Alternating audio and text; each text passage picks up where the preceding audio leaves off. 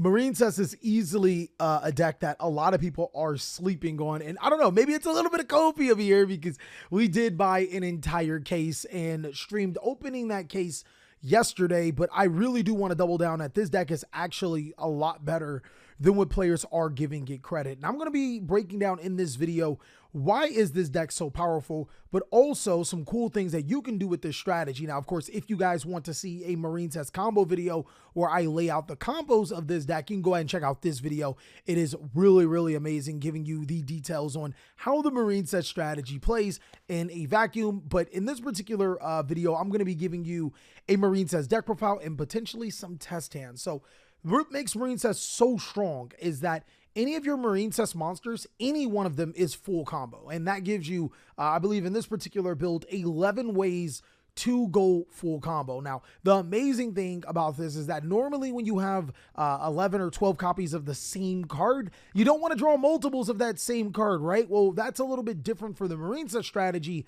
as multiple copies of a different card will make your combo even bigger. Let me go ahead and show you exactly what I mean. There's 3 copies of Marincess Blue Tang in here, and then 3 copies of Marincess Spring Girl. Blue Tang is easily the best Marincess, the monster that you want to start off with, because it allows you to send any Marincess card from your deck to the graveyard.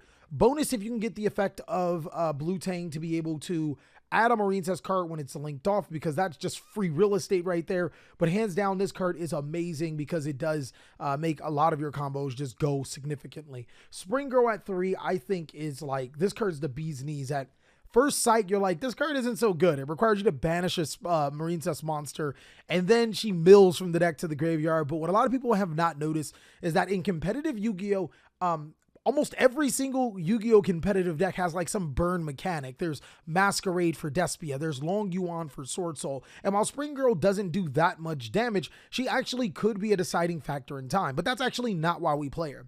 We actually play her because she's a level 4 water Marincess monster. And that'll come up when, you know, in the combos and of course the test hands. Next is 3 copies of Marincess Seahorse. This is the bread and butter card, allowing you to summon itself to the side of the field and then special summon a Marincess monster to your side of the field to where a link arrow points to. And then 2 copies of Pasculus, the card from Ignition Assault. Pasculus was often thought of as not so much of a great Marincess card, mainly because the only thing she can do is summon another Marincess, but her plus any of the Marincess is full combo plus, and her by herself is still full combo. And she also allows you to get Marincess spell and trap cards like your Marincess Wave or your new Marincess Dive from your graveyard to your hand, so she's excellent recursion.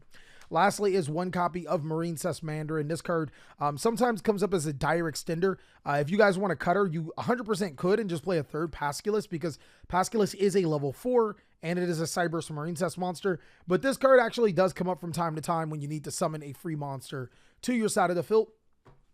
And that's pretty much it for the Marincess monsters. I believe that there are 11 here. Moving on to the spell cards, of course, there's 3 copies of Marincess Dive. This is your Monster Reborn, but also can be your A Hero Lives if you control a Marincess Battle Ocean.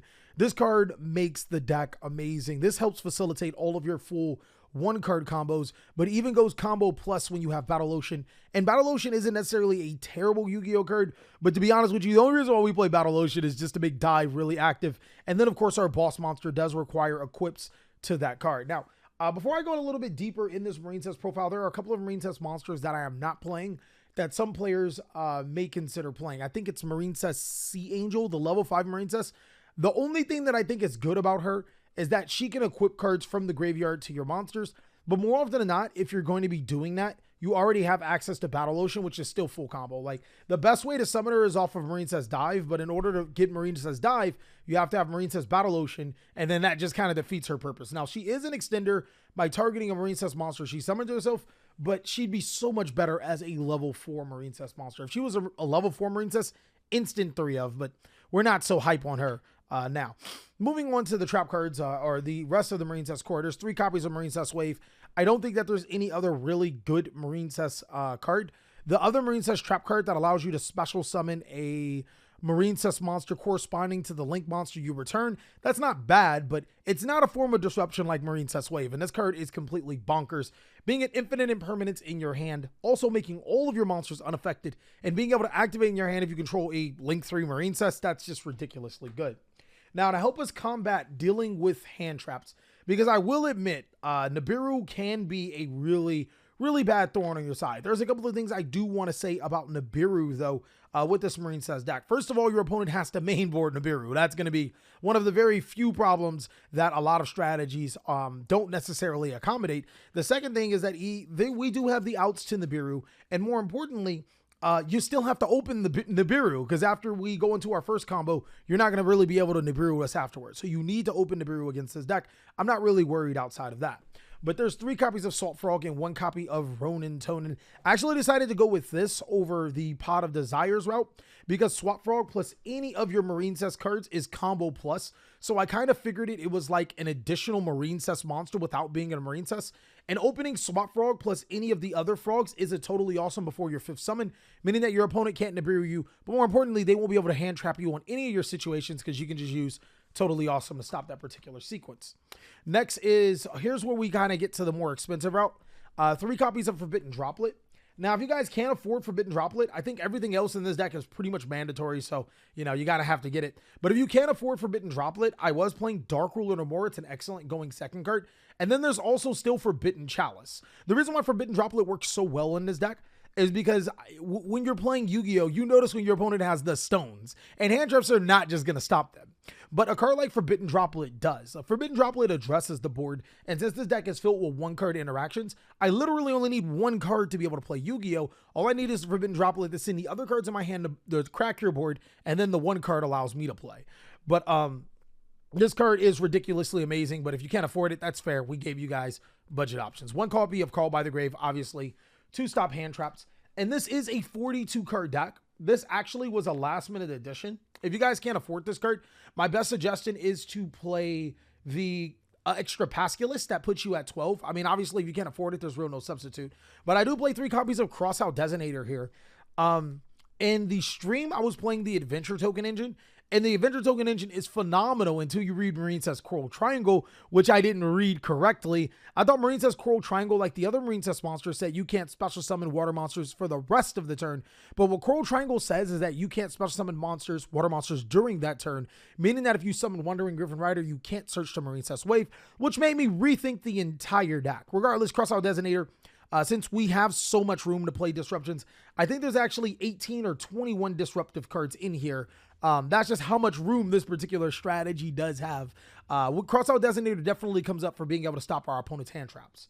But for the hand traps, there's 3 copies of Ash Blossom and Joy Spring, 3 copies of Effect Veiler, 3 copies of Infinite Impermanence, and 3 copies of Nibiru. This deck does have that much room to play every hand trap imaginable. Some other hand traps that I genuinely consider playing were Drolling Lockbird and DD Crow, but Drolling Lockbird and DD Crow aren't as effective against this deck. And while Drolling Lockbird, I feel probably is the best hand trap, one thing I wanted to do was take advantage of Nibiru. So Nibiru a lot of times doesn't work against your opponent against combo decks because you need another form to stop them. But since I play 3 Effect Filler and 3 Infinite Impermanence, the odds of me drawing both of these, happy. Or if I draw my my Forbidden Droplet, I just let them make the board and then I droplet them and use these cards as fodder. But if you guys can't afford Ash Blossom and Joyous Spring, Ghost Sister and Spooky Dogwood, no, I'm just playing. Ghost Mourner and Moonlit Chill is also a really good card in this meta. And then again, there's cards like I said, DD Crow or Drolling Lockbird if you guys have those. But that is it for the main board at about 42. It could be 40 if you guys wanted it to be. Moving on to the extra deck, there's 1 copy of Argonaut. I don't think you need more than 1 copy of Argonaut. It's a pretty good card, but after you use 1, you pretty much, you know, you're in a good position. 1 copy of Bubble Reef. This card is actually really ridiculous, and is the reason why I wanted to play so many hand traps in this deck is because she allows you to draw a card, an additional card once per turn, and if that's an additional hand trap, then of course you get so much value out of it. Only 1 copy of Coral Triangle. I was playing 2 until obviously I realized that her effect kind of restricts you from doing all the things that I wanted to do, but regardless, she's still a really good card. After you get your Marincess Wave, you can kind of keep recycling the wave and you're good. 1 copy of Marbled Rock. This card comes up for being able to add. Crystal Heart doesn't come up as much as you would hope or think, but this card is still really good for being able to protect yourself from Nibiru. If you genuinely feel Nibiru, then you make this, and then every monster that you summon with it is unaffected by card effects. 1 copy of Splash Mage. This comes up from time to time when I want to get a free 4 without committing into a 3. 2 copies of an enemy. You don't need more than 2. This card is actually really good though, being able to special summon. Your first one is for your first combo. Your second one is for your follow-up. 2 copies of Sea Angel. I thought that this was really important since we upped the count or the need of our Marincess spell cards. Marincess Dive is really good. Only 2 Slug. I've never found myself needing more than 2 Slug in this particular deck. One is for the first combo, the other one's for follow-up. And then this is actually really optional. I play 1 Bahamut Shark and 2 Totally Awesomes. Now, you could cut a Totally Awesome, but there's actually certain situations where you have 2 level 4s and a frog, which means you could potentially make double Totally Awesome and your combo. It doesn't come up too often, so you could just go like this. And keep in mind, Totally Awesome can always recur itself to be able to summon off your Frog Engine or your Bahamut Shark, respectively. But now that we're done with the main board and the extra deck, I'm going to go ahead and shuffle this deck up. Hopefully it's not too messed up. And I'm going to show you guys some combos. There are some cards that you're probably wondering why I'm not playing. Cards like Signet Mining. I don't think that Signet Mining is a bad card, but keep in mind, I already play 11. That's right. I already play 11 Marincess cards. And again, every single one of them is full combo. I didn't really see a need for Signet Mining since any one card is full combo. And if the rest of my cards are hand traps, I don't want to discard them with Signet Mining. But also statistically, you're not going to need more than, I think it's 12. 14 is the limit. 14 is like the definite limit. And that's if you're trying to see 2 of a particular card. So I don't really care for seeing 2 of a particular card right now, but you could 100% make room for a, for Signet Mining, play it at 14. And again, 2 Marincess monsters is full combo, so it's not a bad idea. For this particular situation, let's go ahead and use those cross-out designators as Signet Mining just so I can show you guys another fill, because I do think it's good. I'm going to draw Marincess Spring Girl, so I already have full combo. Let me go ahead and zoom out so you guys can see the whole thing. But yeah, I've already drawn full combo through Marincess Spring Girl. And again, if you guys want to see all of those combos, go ahead and check out the video. But yeah, we're going to get Dive, Droplet, Imperm, and another Droplet. So in this particular situation, I'm going to show you full combo with Marincess Spring Girl. We're going to have quite the few negates, especially since we have Marincess Dive. What I'm going to do is I'm going to go ahead and start off by normal summoning Marincess Spring Girl. I'm going to kind of like ignore the zone strictly because this is an OG mat. And obviously you can't do that with the OG mats because I'm link summoning. I'm going to go ahead and link off into Marincess Blue Slug and then use the effect of Blue Slug to be able to add the Spring Girl. Oh, my apologies. Wrong card. I'm going to link off the Marincess Spring Girl. What am I thinking? Into Marincess Sea Angel. I thought I had another one. And then use the effect of Marincess Sea Angel in this particular situation. I'll add Marincess Battle Ocean from my deck to my hand. Then I'm going to go ahead and activate that Marincess Battle Ocean and then activate the effect of Marincess Dive. This will allow me to special summon a Marincess monster from my deck since I do have Battle Ocean to my side of the field. My monster of choice will be the Marincess Blue Tang.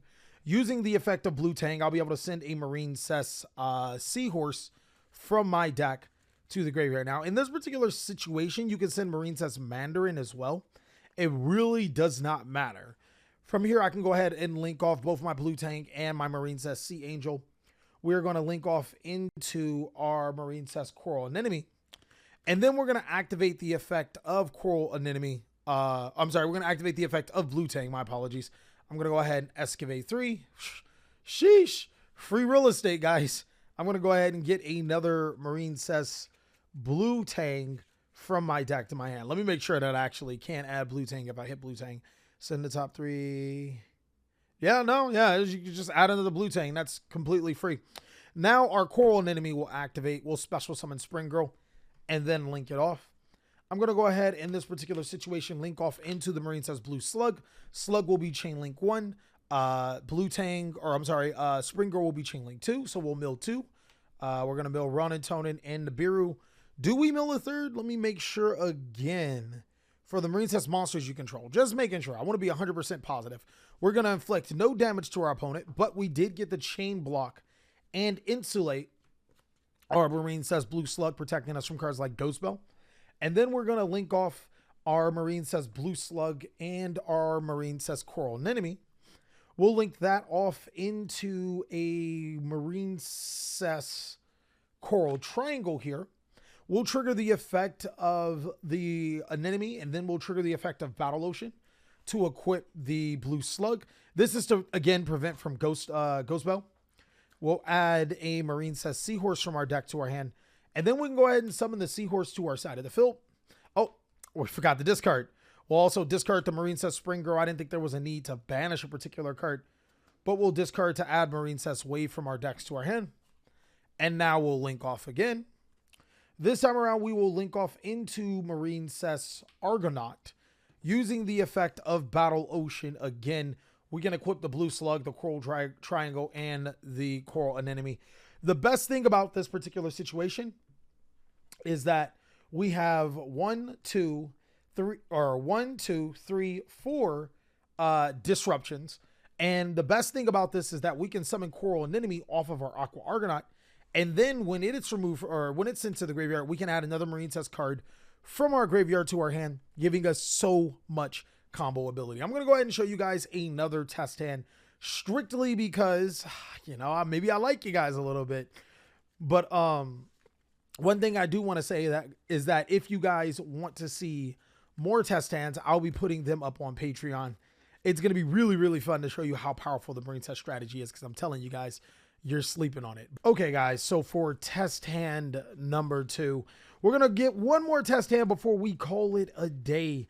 And of course, a couple of things that I want to answer. I don't play Access Code Talker. I don't know if I answered this before, but I don't play Access Code Talker because I only play one attribute in this deck.